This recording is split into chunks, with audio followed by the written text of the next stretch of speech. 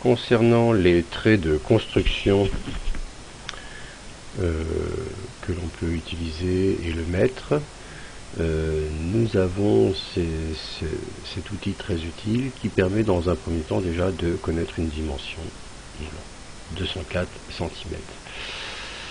Mais si je souhaite par exemple réaliser une petite fenêtre sur cette façade à des dimensions données, je vais créer des traits de construction. Je vais partir par exemple d'ici et là je vais créer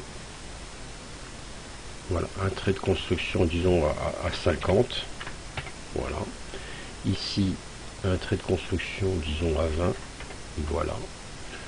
Ici un autre trait de construction à 25. Voilà. Et ici un trait de construction à 10. Et voilà. Et mes 4 traits de construction me donnent un emplacement.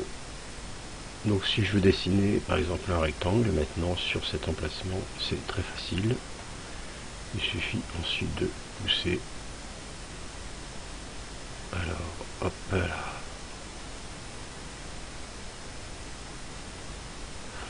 Donc là il m'a tracé. D'accord, je me retrouve effectivement à avoir fait un trait de construction en dessous de cette épaisseur.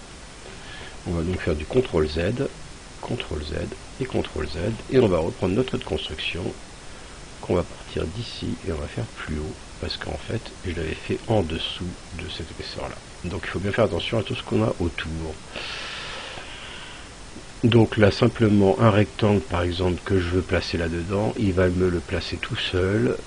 Pourquoi faire un rectangle? Cliquer, pousser jusque sur la face, voilà, et j'ai traversé ma face. Donc il faut faire attention effectivement, dès qu'on a des arêtes cachées derrière, ça prend en compte. Maintenant ici nous avons en fait la possibilité de coter par exemple ce côté. Voilà. Donc ça sert à ça, donner une cotation, et ça sert à utiliser donc les matières. Alors, si je veux mettre du béton sur une face, et bien voilà, j'ai mis du béton sur cette face. Si je veux mettre autre chose, asphalte, bois, du bois sur cette face, je mets du bois sur cette face, etc., etc. Donc tout de suite ça donne quelque chose de plus joli.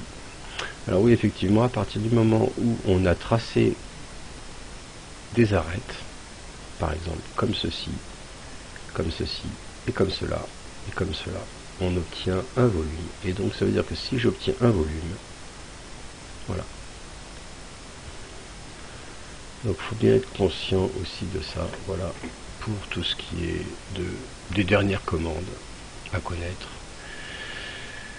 de SketchUp. Et c'est pas plus compliqué que ça.